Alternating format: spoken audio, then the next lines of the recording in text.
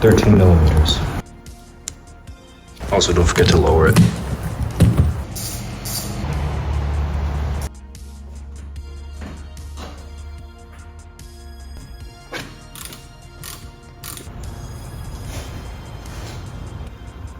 Make sure no tools here.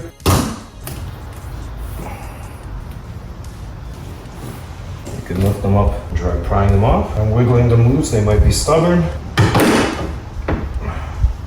Mine wiggled loose, and can be a tricky one. You might have to play with the bonnet being open and closed.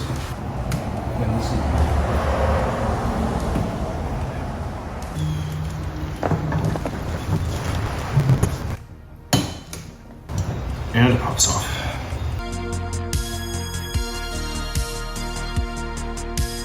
So for installing the windshield wipers, and for the windshield, the front needs to be closed, at least for the right windshield wiper.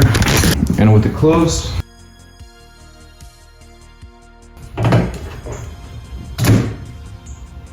and install the nut.